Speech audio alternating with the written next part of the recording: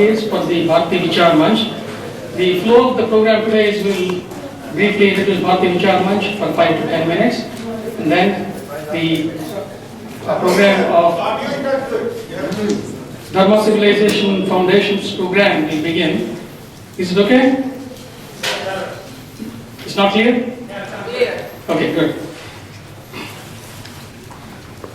Bhakti Vichar Manch is a project of Hindu Swayamsevak Sangh, a non-profit voluntary organization in the US. The mission for Bhakti Vichar Manch is to promote Dharmic philosophy, culture and traditions through a dialogue and influence global thought and action. And a brief introduction is, these are the guiding principles, 3 guiding principles. One is Vasudhaiva Kutumbakam from Mahoparishad, which means that the whole world is one family. And the second one is, you are all familiar, Ekam Sat Vipara Bahuda Vadanti, which means truth is one. The wise call it in different ways. It's from Rig Veda. But it also says the truth is, Rig Veda mentions 5 paths. So they are, Rig Veda says the truth was called Indra, Mitra, Varuna, Agni and Garutman at that time, and they didn't mention anything else. And the third one is let everyone be happy. Sarve Santu Niramaya. Those are the guiding principles. A brief history of the Sangh itself for those of you who are not familiar. Sangh was started in 1925 by Dr. Hegdewar, and by 2014 it is the largest voluntary organization in the world, and it has inspired several organizations. Those are called Parivar organizations. And some of the major Parivar organizations that you may recall are ABVP, which is a student union, which is the largest student union in the world. And the second one is called Bharati Mazdoor Sangh, which is a workers' union, which has 4.7 million laborers. And these are all the largest Parivar organizations in the world, started with the inspiration of Sangh. And then Viswa Hindu Parishad, and many of you know BJP, which is also known as Jan Sangh in the past. And there are 12 million Swayamsevaks who are inspired, and some of them that you remember are Atal Bihari Vajpayee ji, L.K. Advani ji, Narendra Modi ji, and Sri Shyamji Gupta, who started Ekal Vidyalaya, and then there are so many others that you may not have heard. In numbers, there are about 46,000 daily shakas all around the world. These are daily shakas, and average daily attendance about 1.1 million. And it's known as the largest NGO in the world with 73,000 teachers. And you can see all the numbers with 5,000 hospitals and 20,000 schools. And from Southern California, we support quite a lot of schools through organizations like Ekal Vidyalaya and others. So this is how Sangh looks in India, very disciplined, large organization. And this is one of those gatherings, and gatherings like this are quite common. And that is the uniform that they have in India. And in the US, this is how it looks. These are our Sevikas, our women, going through our training program once a year. It happens in the summer. And in the US, most of the volunteers are second generation, or maybe third. And then you also see some men going through Danda Pradarshan, which is, these are all self-defense programs which are conducted in the US. So this is the growth of Sangh in the US West Coast. Officially started in 1989, almost, let's say, 25 years ago. And it did not have large numbers until late 1990. And in the late 90s is when it took off because of the H-1B and other workers coming to the US. And now you can see a trajectory. We have 43 weekly gatherings in the West Coast and more than 120 gatherings in the US. You can probably call Sangh as the largest voluntary, India-based voluntary organization in the US. Okay? So why did we start Bhakti Vichar Manch? We started it in 2005. because the thought leaders like S. Gurumurthy ji and others, they said this was a needed thing for us. So we all met, many of you have come at that time to Dr. B.K. Modi ji's house in Beverly Hills, and that's when we officially launched. But then quite regularly we have been meeting here in this place once a month. So we meet once a month, first Sunday of the month, quite regularly, at least 10 times in a year.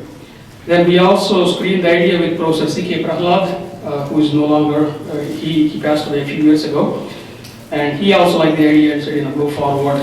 And then we started. And what have we achieved since then? We have 39 speakers, quite a lot of speakers have PhDs, and they are university professors. So this is a mix of academia and activists. So this is where the theory meets the society. And we also have a lot of Swamijis who came here, and activists, social activists, political activists. We have a fairly consistent audience, and we are not here to talk too much about accomplishments because we think it's just a journey. No big deal for what we have done, but there's more yet to come, hopefully. Okay, and these are some facts about Vichar Manch, what it is. This is a project of HSS. It's not BDM. There's no short form for it. This is a free forum and no fee. The annual budget is $4,000. So this is run by volunteers, for volunteers. So you all can see that with practically no budget and no monetary help, with a with a group of volunteers, you can do wonders. Okay, so this is run by volunteers. We built a huge bridge between academia and society. That's our goal, promoting the dharmic thought. And eventually this may turn into a professional think tank that comes up with policies, and then we guide the policy makers with our policies. That is a hope and that's a dream a few years down the road. Okay, we discuss any idea that is relevant to Dharma. If you want to know what is Dharma, you must read this History of Dharma Shastra written by Bharat Ratna. He is one of the few professors in India who got Bharat Ratna, written by Professor Panduranga Kane. And he worked for almost 40 years, and he wrote this huge book on the history of Dharma Shastras, which is considered a must-read if you want to be in this area. Okay, and who are the past speakers? We have a whole list of past speakers here. As I said, 39 speakers so far, and you will see quite a lot of prominent people over there. Okay, and these are some pictures taken in this room from the past speakers. Okay. And that's pretty much about Bhakti Vichar Manch. We say, come, let's build a society that's self-reliant, strong, and vibrant. And these are some things that we got from Google Translate. Hope they are right. Okay, so now what I will do is I will invite Dr. Manohar Shinde to come and introduce DCF and today's program. So a brief introduction of Dr. Shinde is Manohar ji has been a Sangh Karyakarta. He was one of the pioneers who started Sangha in the West Coast. There used to be a shaka in his home, which eventually turned into the 43 shakas that we see now. So he's one of the pioneering Karyakartas. He had active responsibility of Sangha until 2000 or so, and now he is working as an advisor to Sangha. He's one of the 6 advisors, but not a formal responsibility as such. And he is spending a lot of his time in creating the Dharma Civilizational Foundation, and he's going to give us a brief overview of what is the DCF and what they would like to do. So please welcome Dr. Shinde.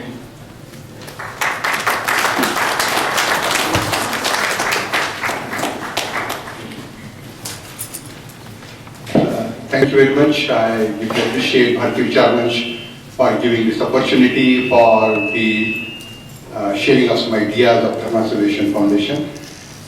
Because it is going to be in 2 parts, and the first part is going to be philosophical, conceptual, that will be done by my colleague. I'll just introduce him, and just to be brief, I will not make any comment about that. And then what we are intending to do, especially in the coming 1 year, that part briefly I will summarize after he finishes. So I'll introduce Kalyan Viswanathan. He's a esteemed colleague, wonderful to know him. He's from Dallas, and after his Pittsburgh and master's in this country, he joined TCS, Tata Consultancy Services, and became the global head for one of the practices in that Tata group of companies. And but always had a passionate interest about Dharma and positioning Dharma studies in academia. And he has joined very actively hands with TCF. He had a foundation called Sanatana Dharma Foundation in Dallas, but for a more nationwide effectiveness, is currently spending almost half of his time to promote the work of TCF. And also seriously considering to maybe resign his job and take up this as a full-time life mission to create dozens of academic chairs for India study, Dharma study, Hindu studies, and other Jain and Sikh studies, etc., etc.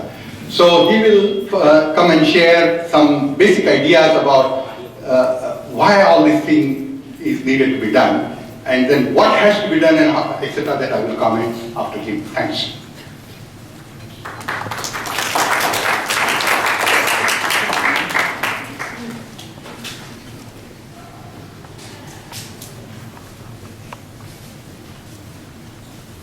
Good afternoon, everybody. Thank you very much for the opportunity. I'm going to answer 3 questions. The first one is why DCF? Why was DCF created to begin with? What it is doing or what it is attempting to do. And briefly touch on why you should care. So how you can help question I will leave for Dr. Shinde to pick up when he comes back to the front. Now, if you look at why DCF, by now, most of you know that the academic study of Hinduism is very contested. It's a very contested space.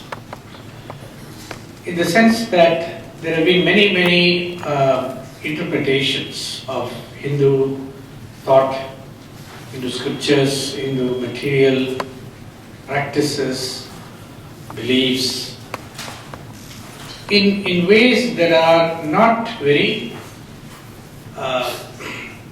elevating of Hindu society, Hindu ideas and thought and so on. Most of you should probably be already well acquainted with that part. So I'm not going to get into that per se. Now, in India, we've always had 2 polarities of thought. There is one polarity which says Vasudhaiva Kutumbakam, which means let's embrace the whole world, right? But then there is also the other polarity, which is the opposition between Dharma and Adharma, right? So, in the Bhagavad Gita, there is an entire chapter on distinguishing Daiva and Asura. For those of you who have read the Bhagavad Gita, one entire chapter, Krishna makes the distinction between Daiva and Asura, Dharma and Adharma, Astika and Nastika, and so on and so forth. So there are these polarities that have always been created. You look at Ramayana, you look at Mahabharata, the Kurukshetra war, and most of our Puranas, they juxtapose the dharmic perspective point of view against the adharmic. So I use the same metaphor for what we are faced with as far as the Western academy is concerned. It is a kind of a Kurukshetra, but it is not a Kurukshetra where you go to war with weapons. I mean, you don't go into this Kurukshetra with bombs and rockets and bows and arrows. That's not the nature of this Kurukshetra, nor is the nature of the enemy the same. So, to use the same metaphor, we have to first understand the nature of what it is we are contending with here. So this is an intellectual Kurukshetra, and many of you must have heard that phrase being used extensively in the past. So an intellectual contention requires an intellectual response. You cannot respond to an author who wrote a book which portrayed Hinduism negatively by getting the book banned. I mean, that's one response. But a better response would be to write an alternate book that refutes the other book. Much like Adi Shankara refuted the contemporary contentions of other philosophical schools.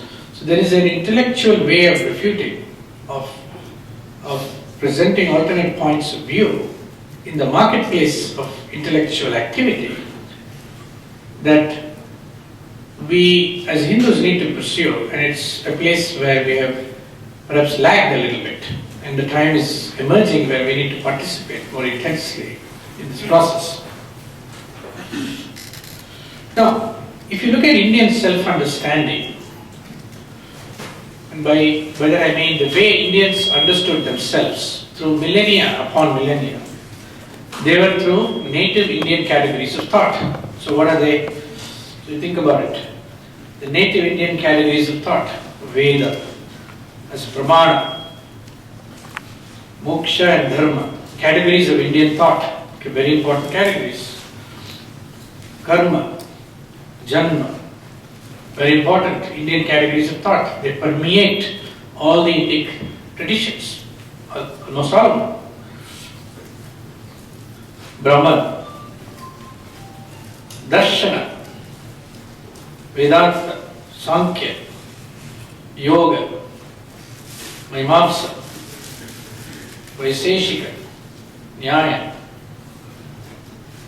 Bauddha, Jaina, Sikh, Advaita, Dvaita, Astika, Nastika. Now that's a set of categories. I could write 100 more like this, but they are all what we could call native Indian categories of thought.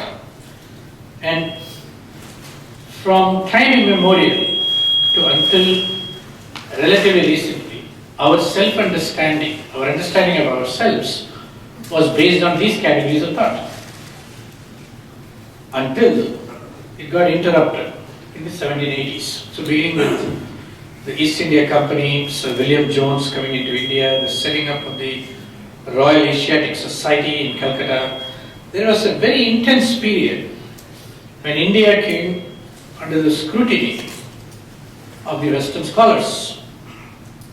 And suddenly, we were being studied using entirely different categories of thought that was native to our civilization. And this resulted in a whole category of what came to be considered as new knowledge generated through this study. And all kinds of new categories of thought emerged into existence. So today, we have ideas like the Aryan invasion, the scheduled castes of India. For 7,000 years they didn't exist. Then they came into existence all of a sudden when the British invented it. Brahmanism, the religion. Pre-Vedic, Harappan society, pre-Vedic. Dharma equals religion. Secularism. So all of these were categories of thought that got introduced into India, superimposed upon Indian reality. And our self-understanding, our understanding of ourselves in terms of Indian society, got mediated by a set of Western categories that got introduced over 100, 150, 200 year period of intense study by the Europeans of India. The consequence is our own self-understanding has been, impacted, influenced by these categories of thought. Now, this is how we understand ourselves, and in large measure, very few of us can mount a critical distinction between Sankhya and Yoga and Vedanta, for example. Whereas, if you go back 200 years, if you were born 200 years ago, you would have been very well versed in that. Okay. So, the European study of India, European analysis of India, brought to bear a new hermeneutics, resulting in a new epistemology. Now, most of us may not know the meaning of these words. What is hermeneutics? What is epistemology? These are Western words which they use very frequently within the academic domain. And it's very important, a very important category of thought created by the Westerners, by the Western academic intellectual activity. But until we engage with hermeneutics and epistemology, we will not be able to speak in their terms, in these terms. So what is hermeneutics? So there was a Greek god called Hermes. Okay? In ancient Greece, there was a god called Hermes. His job, he was a son of Zeus, and his job was he moved freely between the world of mortals and the world of gods. So he had the special ability to translate gods for men and women, and men and women for gods. So he was like an intercessor, an intermediary, a translator, if you will. So from this word called Hermes, the Greek god Hermes, the word hermeneutics got created by the Western scholarship.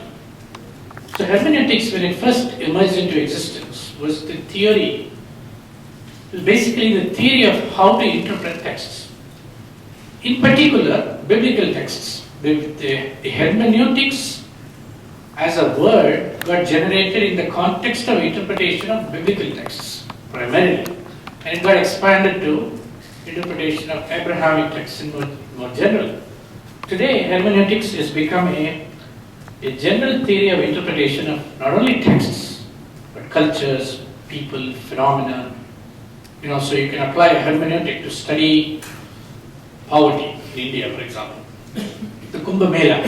When Harvard is going to study the Kumbh Mela, you can apply a particular hermeneutic, a lens through which to study that phenomenon. Now, while hermeneutics is a fairly wide domain, there are a lot of different ways of interpreting phenomena. There are two fundamental distinctions which I want to draw for you today. Okay? But to make that distinction, I want to take you briefly through European history. It's very important to understand their history. Many of you may already know it, but I'll just recap. So European history can be broadly classified into three phases. The period of ancient Greece and Rome, which is a tremendous flowering of thought, of creative works, which produced a lot of great stalwarts in Greece that we all know about. Socrates, Aristotle, Plato, Archimedes, Hippocrates, Pythagoras, and in Rome, Lucretius, Cicero, Seneca, Pliny, the Iliad and Odyssey, and so on and so forth. This is a great period of European flowering of thought, of knowledge, of wisdom, of art, of architecture, and so on. And then, somewhere around 300 to 400 CE, Common Era, Europe went into what was called the Dark Ages. For nearly 1,000 years, you can't think of a major European figure of significance, a European thought leader, a European contributor, a person of eminence in philosophy, in art, literature, etc., etc. It kind of went dark. There was a decline of the Roman Empire, the intellectual deterioration, no major name in science and philosophy, period of regression. Coincidentally, it was also the period of the ascent of Christianity in all of Europe. The native pluralistic traditions of Europe, Greece and Rome, which all had many gods, many philosophies, many schools of thought, suddenly became suppressed and literally eliminated almost, and gave way to the ascent of Christianity, Catholicism. And then came the third period, the era of Renaissance. The Renaissance, the Reformation, the age of reason, the age of enlightenment. So we think about this period, starting from around 1300, there was a revival of thought, of a fresh new thinking in Europe. There was the generation of the scientific temper, the split between science and religion is very, very important. The consequence of this split has been enormous for India. The separation of the church and the state, scientific revolution and rapid acceleration of discovery, invention, innovation, etc., which we know has led so dramatically to the modern age that we live in. But one of the important consequences of this evolution, if you look at the broad brushstrokes, there was tremendous creativity in the beginning. Loss of that creativity, the ascent of Christianity, and the dominance of Christian theological thought on society, and a tremendous effort on the part of Europe to extricate itself from the power of the church. So the whole Protestant Reformation, all of it was part of that effort. Okay? So this process that happened in Europe then overflowed into our Indian context. We all know how it happened. But the most important consequence was that there are two kinds of hermeneutics that emerged from this churn in Europe. One is called the hermeneutics of faith. The other is called the hermeneutics of suspicion. Okay, it's very important distinction here. So hermeneutics of faith means what? So from a Christian theological standpoint, it means you have faith in the text. You read the text, making an effort to understand what the text is saying. You have empathy for the author, for the creators of the text. You view them sympathetically. You search the text for meaning. You distill meaning from the text. You look for messages in the text that are of value to you in a contemporary time. And you exhibit a certain fidelity to the author, the author's intent, the author's commitment. And you want to read the text, sort of getting into the shoes of the author so that you can understand what the author is trying to communicate. This is the hermeneutics of faith. In contrast, the scientific temple resulted in a completely different category of thought, or a different category of hermeneutics, or the hermeneutics of suspicion. So here, you begin by suspecting the text.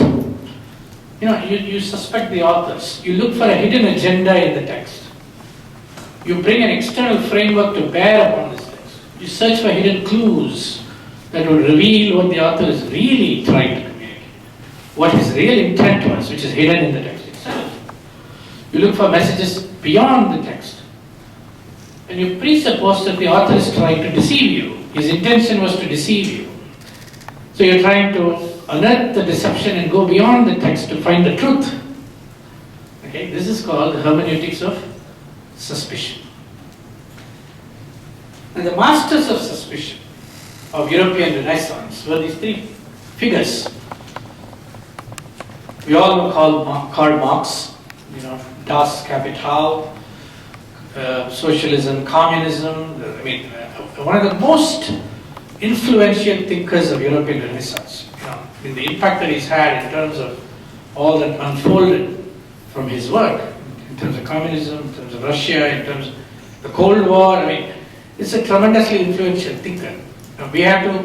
Intellectually, we have to approach Karl Marx with a degree of empathy and try to understand his position and his perspective about life. Before we dismiss him, we have to do a proper Purva Paksha on Karl Marx. Friedrich Nietzsche, another very important European thinker. And of course Sigmund Freud. Many of us have been introduced to Sigmund Freud more powerfully through the works of Wendy Doniger and Paul Coltrane and Jeffrey Kripal and so on. We'll touch on that. So what is the basic Marxist hermeneutic?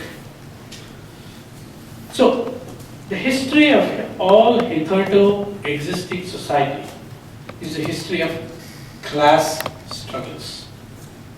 Central idea of Marx. Okay, he wrote this in the Communist Manifesto, 1848. So Marx was a purveyor of a society in which there were two distinct emerging classes of people: the bourgeois, who were the rich, successful, wealthy, and the proletariat, who were the poor, the workers, the laborers, and so on. And his main thesis was the earlier feudal society, which was organized in terms of king, vassal, and peasant, as it transformed through the age of enlightenment, the age of science and technology, through the Renaissance, etc., through the Industrial Revolution, it gave rise to the world of the owner and the worker.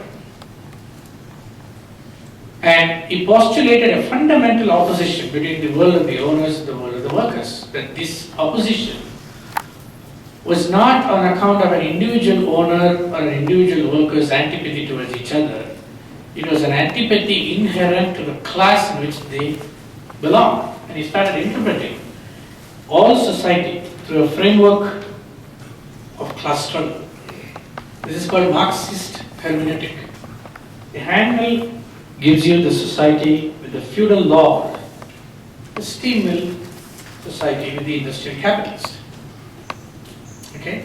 And there is a very, very strong Marxist strain of thought even today in Europe, in America, in many American universities, even in the most prestigious universities, there is a very strong Marxist orientation. And you all know there have been such a tremendous impact in India, Marxist interpretation and scholarship through our friends in Jawaharlal University and so on. And so forth. Now, Marx had a very definitive view about religion. So he said religious suffering. So suffering is a very important idea in Europe. Jesus Christ suffered. People suffer, they suffer in a very bad way. And the enhancement, the glorification of suffering is very important to European thought. Religious suffering is one at the same time the expression of real suffering and a protest against real suffering. Religion is the sigh of the oppressed creature, the workers, who are all oppressed and struggling under the owners. The heart of a heartless world, the soul of soulless conditions. Religion is in fact the opium of the people. Look,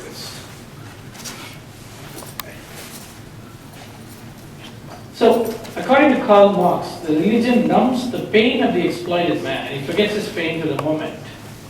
And in fact, all of religion has merely served no higher purpose other than as a bit of an aesthetic to ease the pain. It's like a painkiller. So what is religion? It's a painkiller. It numbs your pain momentarily. Okay? And it's important to know, his criticism was against Christianity, not against Hinduism. He was one of the most trenchant critics of Christianity. Right? So, here's a very interesting graphic coming from communist Russia. It's not very clear, but I'll tell you, at the very top is a pot of gold, pot of money, which is the most important thing. Then there are the people who rule, we rule them. And then there are the priests, it says we fool them. We fool the people. And then, who's the next group? The next group says, we shoot at you. It says we shoot at you. Then we eat for you. That's the bourgeois. And then of course at the very bottom of the pyramid are the workers, the working class, whose self-anointed spokesperson Karl Marx had become. So in Marxian hermeneutic, even though there are many, many classes of people in this picture, there are really only two classes that count. There is the exploited masses at the very bottom of the pyramid. There is the bottom people who are holding up the whole society.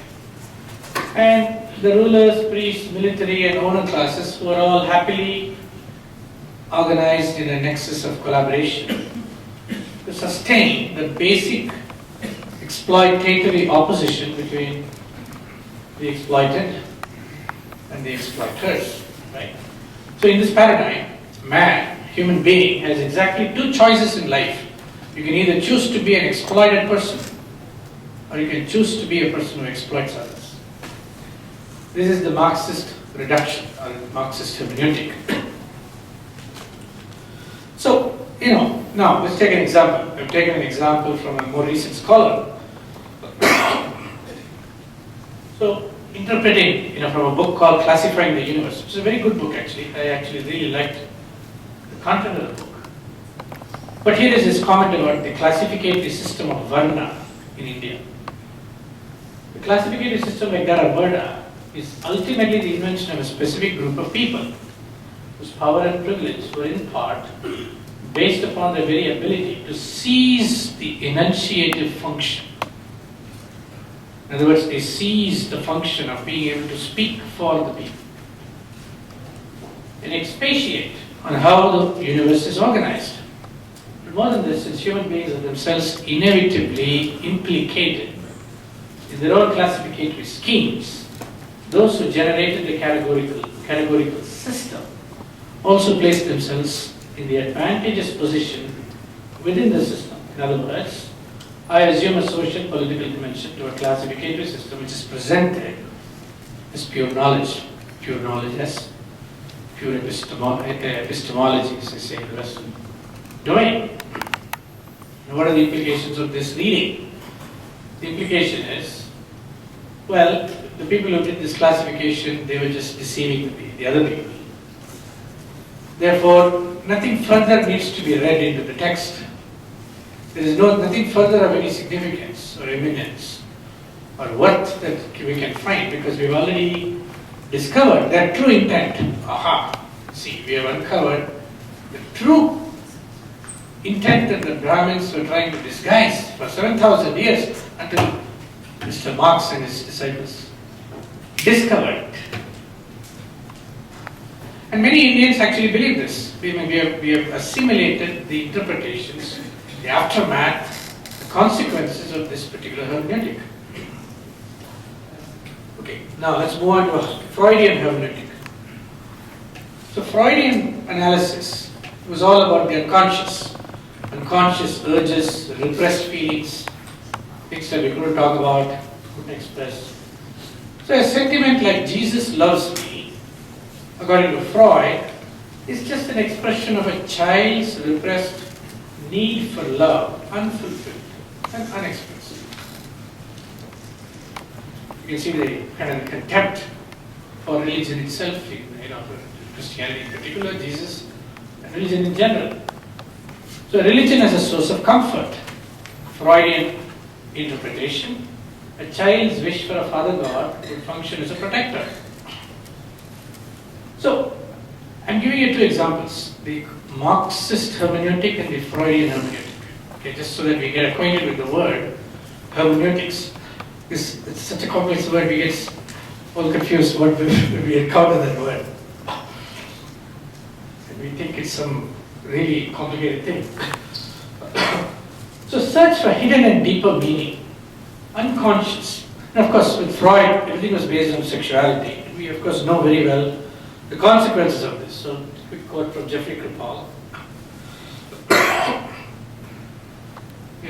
which postulated the possible homosexual relationship between Ramakrishna Paramahamsa and Swami Vivekananda, which never existed in Indian consciousness at all. However, when applying the Freudian hermeneutic, it reveals itself to the analyst. It's like, that's so obvious. Ramakrishna and Vivekananda had a homosexual relationship. And there's a whole PhD thesis on this. Right? Well, that's just the saints, right? Now who is Jeffrey Kripal? One line you should say. Which one? People might not have heard who is Jeffrey Kripal. Yeah. And what is their book? Yeah, Jeffrey Kripal wrote a book called Kali's Child, okay, at the University of Chicago. And it was his PhD thesis basically, which we later got published as a book and won an award, an academic award, for the first best book of the year kind of some award by the fellow academicians. See, who had accepted the Freudian hermeneutic as a valid interpretational lens with which to view certain phenomena, Hindu phenomena, religious phenomena, spiritual phenomena, etc. But then, even more interesting is the book called Lord Ganesha. Ganesha, Lord of Obstacles, Lord of Beginnings, published by Paul Courtwright, Emory University, Atlanta,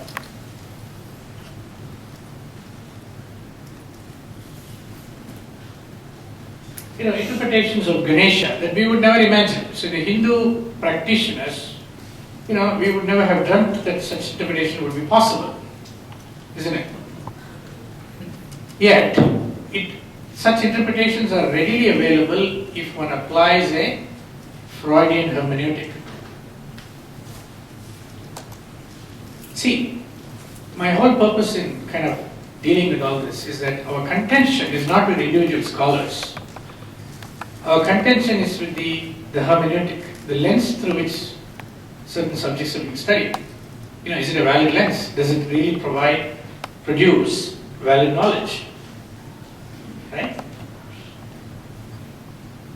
So the two hermeneutics. So if you look at these two hermeneutics, the hermeneutics of faith, the hermeneutics of suspicion, both of which are very subtle phenomena in the Western world. Right? Look at this. They gave rise to, on the one hand, the schools of divinity, schools of theology. Christian schools of theology all over North America. So the Harvard School of Divinity, Yale School of Divinity, Claremont School of Theology, and so on and so forth. There are many, many schools. Many of them committed to a particular tradition of Christianity. You could have a Methodist school, a Catholic school, a Jesuit, a Protestant.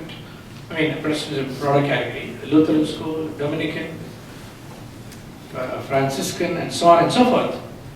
But those schools understand the hermeneutics of faith, which is reading texts and phenomena with a fidelity to what the author was trying to communicate. On the other hand, we also have the secular schools, the academic study of religion.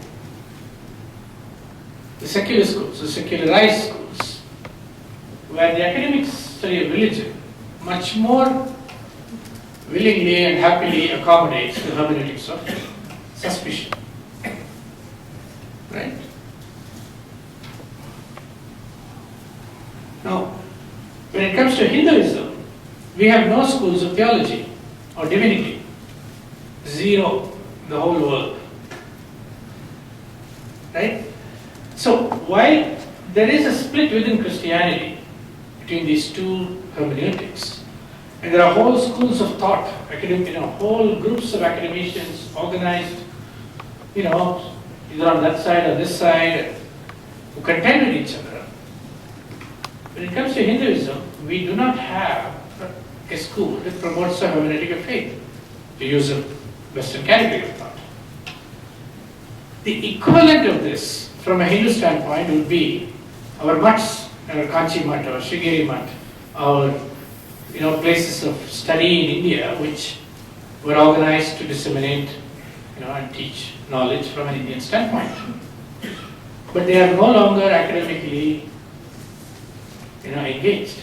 They have become sort of disengaged. They become retreats. People go there when they're fed up with the humdrum of life, the activity, which is retreat to an ashram for a short period of time, only to come back to our everyday busy lives.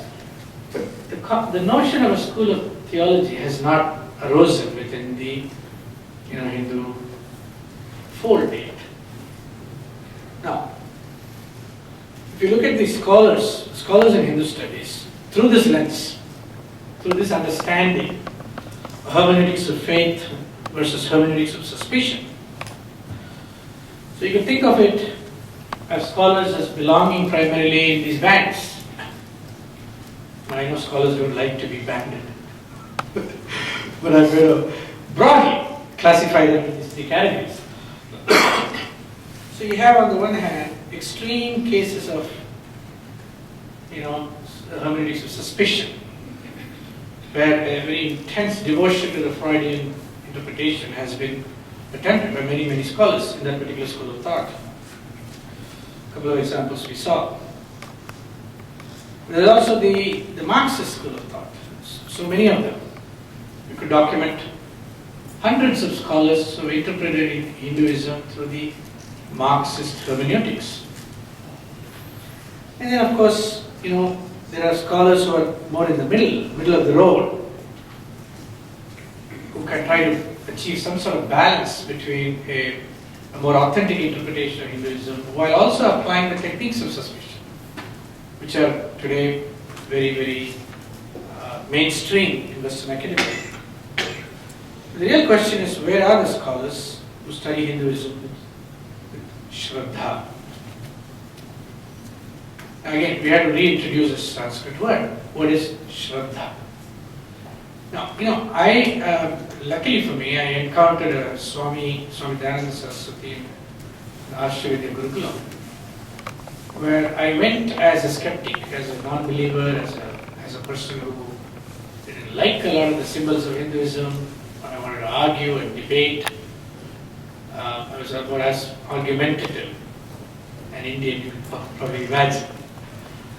But thankfully, he introduced me to this notion of Shraddha, and as the notion of Shraddha unfolded, I began to appreciate it.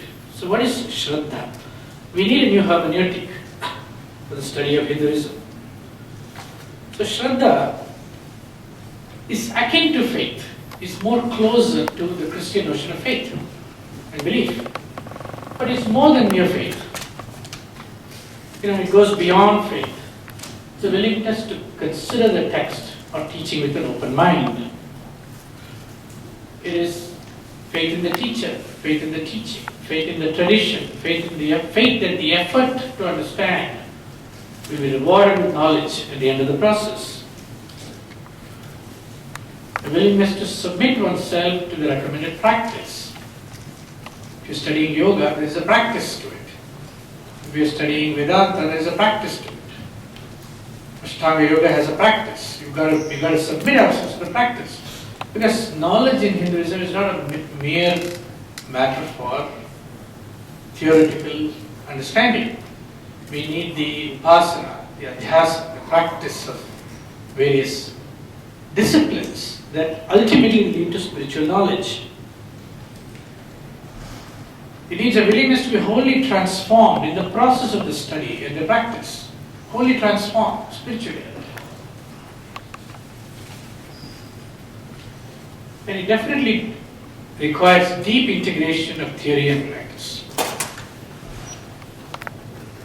This is my understanding and what I have kind of worked myself to by trying to get a sense of the field. And unless we stand for and create a new hermeneutic, a hermeneutic of Shraddha, it will be very difficult to try to fit into either part of the current available hermeneutic space, the hermeneutics of faith, which accepts documents as they are, or the hermeneutics of suspicion, which reads documents, phenomena, cultures, practices, by bringing into play an explanatory schema outside the text itself. You take a Freudian lens and analyze the Veda, take a Marxist lens and analyze the Upanishad. The meaning that those analyses render, oftentimes have no correspondence with the intended meaning of the original authors. That's one of the problems that we face as a community. Now, briefly about DCF. DCF, Dharma Civilization Foundation, is an organization that's committed to intervening in this space, promoting the understanding of India's civilization, religion, culture through education. We want to establish a systematic study of Dharma, the creation of academic and intellectual infrastructure and institutions. And intellectual infrastructure is a broad word covering a number of things. We want to create accredited courses, programs, curriculums, master's degrees, PhD degrees, adjunct professorships, visiting professorships, chairs, fellowships, scholarships, centers, departments, conferences, seminars, journals, book series, tax and so on. So it's a major, DCF is committed to a significant, major intervention in the academic intellectual space of the world over the next 25 years or so. And of course, DCF is in its very beginning stages of its journey, which is why it's important to begin to understand. So if you look at the scale of DCF's vision, right, in terms of what we have been thinking about, We want to have dozens of chats. We want to get the Indian community, the Hindu community, interested in higher education, philanthropy, which they seem to have barely touched in the United States. See, we have built hundreds of temples, almost 1,000 temples in North America at the cost of many billions of dollars. Higher education also deserves an equivalent level of attention from Indian philanthropists, businessmen, people of means who can make a difference.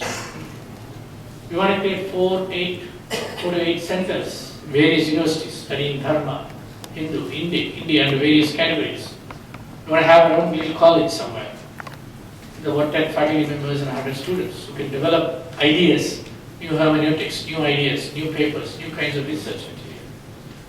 We want to sponsor and promote 108 new scholars, new PhDs in the field, new books, new publications, journals, libraries, and bring together various Indic and Dharma community sponsors of similar initiatives under a common program across the country. It's a very ambitious vision.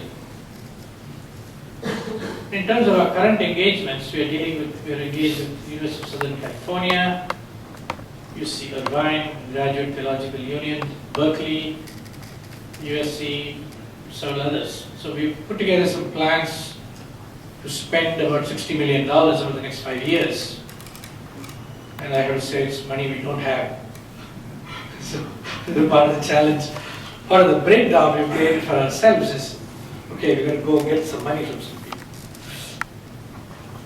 Our immediate priorities are the Swami Vivekananda Chair at USC, Swami Dayananda Saraswati Chair for the study of Hindu Dharma at Graduate Theological Union, the Sri Sri Ravi Shankar Endowed Chair, possibly again at USC, the Osho Community, Osho Chair, maybe at USC or GTU possibly. And our goal in the next couple of years is to achieve some real results with these chairs, which will create a tremendous momentum in the space. So we are focusing on many areas, building relationships with universities, curriculum development, books, text publications, conferences, seminars, fellowships and scholarships. We are engaging various spiritual leaders.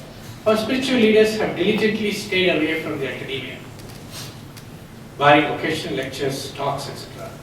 We are actively inviting them to come and participate in the academia, and some of them are very excited about it. Sri Sri Ravi Shankar was, yeah, come on, let's do it. Swami Dayananda Saraswati was, yeah, it's time has come, we need to do this, let's get on with it.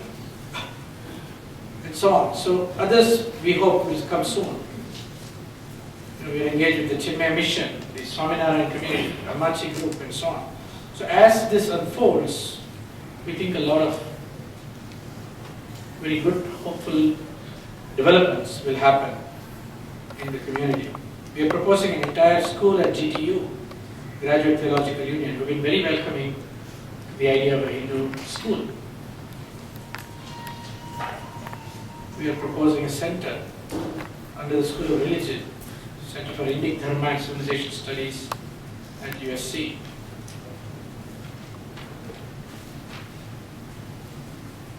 And of course, what we need from you, I won't say much about it. Manoj is going to talk about it. Thank you. Okay, so that was my presentation.